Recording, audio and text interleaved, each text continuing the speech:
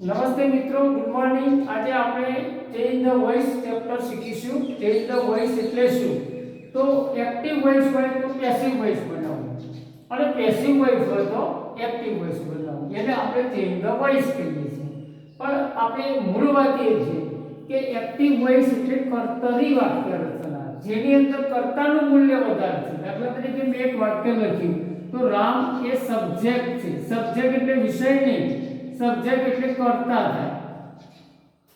હવે રાઈટ એ ક્રિયાપદ છે એટલે એને ઇંગ્લિશમાં વર્બ કહેવાય, ક્રિયાપદ। અને એ લેટર એ કર્મ છે, ઇંગ્લિશમાં એને આપણે ઓબ્જેક્ટ કહીએ છીએ। જો આ વસ્તુ પહેલા સમજી લેવી। રામ રાઇટ્સ એ લેટર, તો રામ પત્ર લખે છે, અહીં રામનું મહત્વ છે। તો પત્ર કોણ લખે છે? તો રામ લખે છે। તો રામનું મહત્વ વધારે હોય એટલે કે વાક્યની અંદર કર્તાનું મહત્વ વધારે હોય તો એને કર્તાની વાક્ય રચના કહે છે। અને કર્મનું મહત્વ હોય તો કર્મ પહેલા મુકાય એટલે કર્મની વાક્ય રચના કહે છે।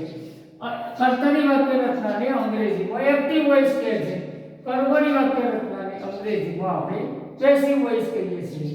હવે અહીં કર્તાને અંગ્રેજીમાં સબ્જેક્ટ કહેવાય, ક્રિયાપદને વર્બ કહેવાય, કર્મને ઓબ્જેક્ટ કહેવાય। એક મિત્રો એક વાત યાદ રાખો, જો વાક્યમાં કર્તા કર્મ ના હોય તો આવા વાક્યોનું પેસિવ વોઇસ થતું નથી। દાખલા તરીકે વાક્યમાં ફ્લાય હોય, કમ હોય, ગો હોય તો આ બધા ઇનટ્રાન્ઝિટિવ વર્બ છે। ઇનટ્રાન્ઝિટિવ વર્બ એટલે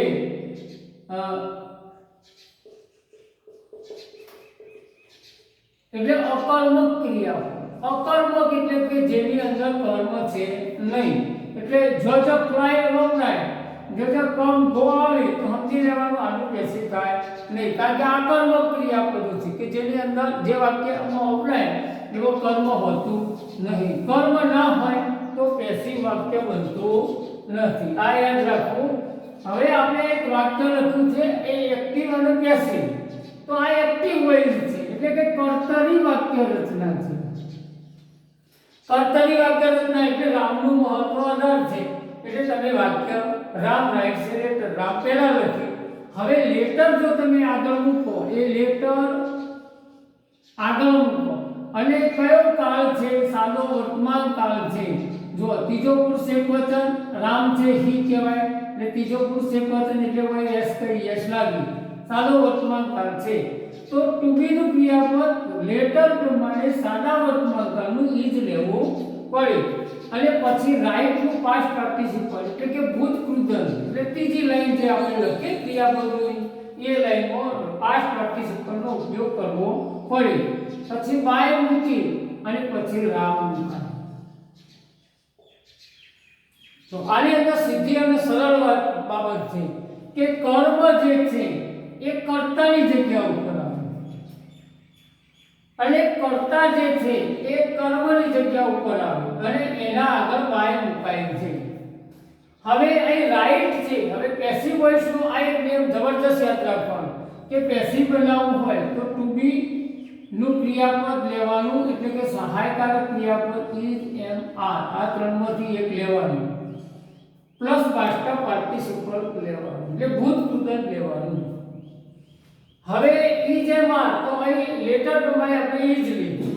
જો અહીંયા ઈજ અને પાસ્ટ પાર્ટિસિપલ આ બે મૂકો એટલે પેસિવ રચનાનું માળખું થઈ જાય।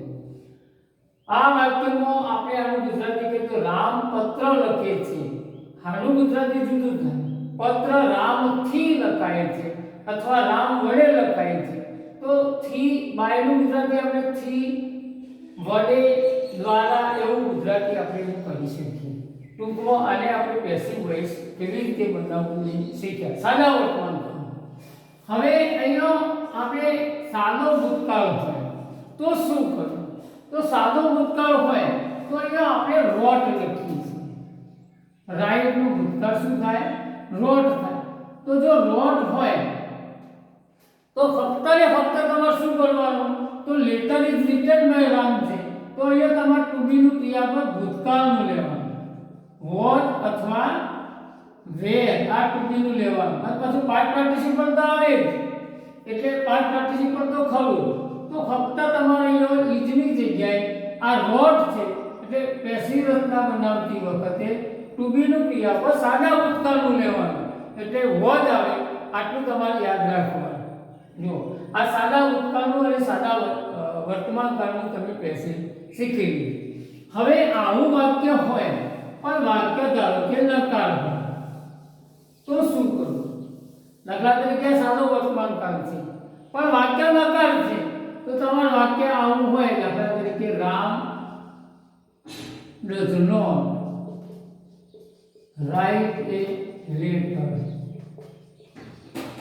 તો આની અંદર તમે ડઝ મૂકી અને નોટ મૂકી. જો મિત્રો યાદ રાખો કે વાક્યમાં સહાયકારક ક્રિયાપદ ના હોય તો તમારે અહીંયા સાદા વર્તમાન કાળની અંદર ડુ મૂકી અને નોટ મૂકવું પડે. પણ ત્રીજો પુરુષ એકવચન હોય તો આ એસ લાગે, એ એસ ની જગ્યાએ એનો ડઝ લખવું પડે એટલે ડુ નું ડઝ થઈ જાય.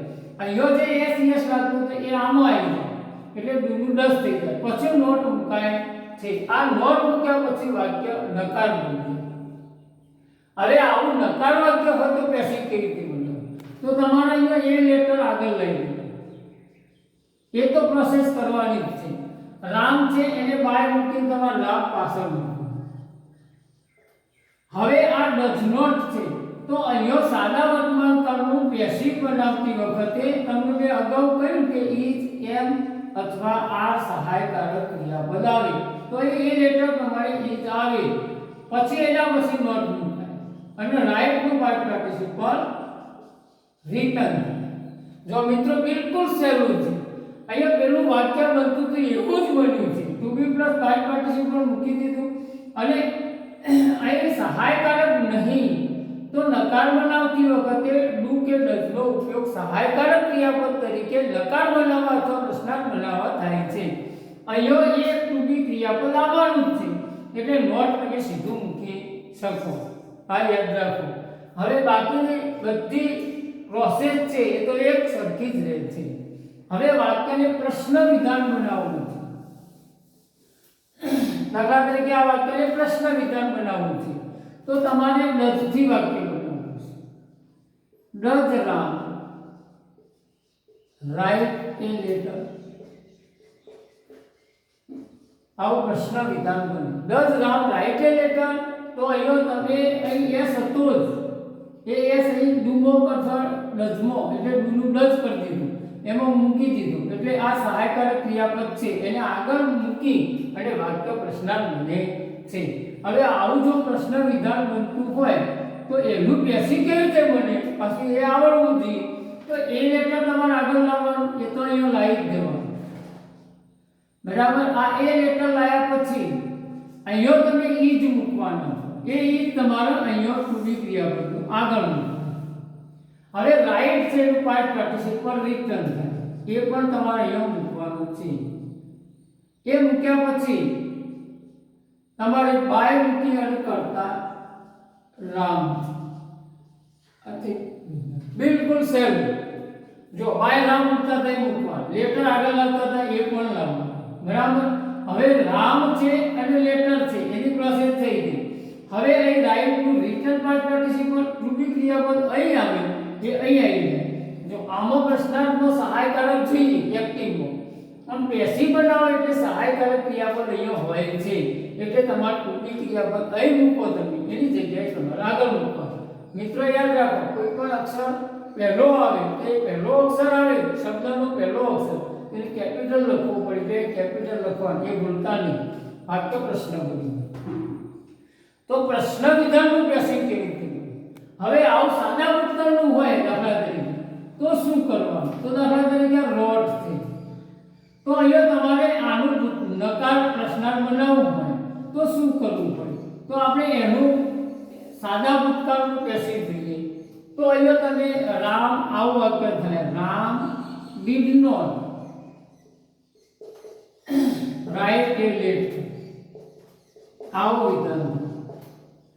હવે આ સાદો ભૂતકાળ છે, રાઈટ નો ભૂતકાળ રોટ થાય તો રોટ થાય તો અહીંયા રોટ નીકળી જાય એ આ ડીડમાં આવી જાય એટલે ડુનું ભૂતકાળ છે. આ મિત્રો ડુનું ભૂતકાળ ડીડ થાય એટલે અહીંયા બિંદુ ડીલ કરી એટલે બે ભૂતકાળ લખાય નહીં, એટલે એક ભૂતકાળ મુખ્ય ક્રિયાપદમાંથી આપણે કાઢી નાખ્યું, એટલે ભૂતકાળ આમાં આવી ગયું. આ વાક્ય નકાર થઈ ગયું, પણ સાદો ભૂતકાળ છે યાદ રાખવું.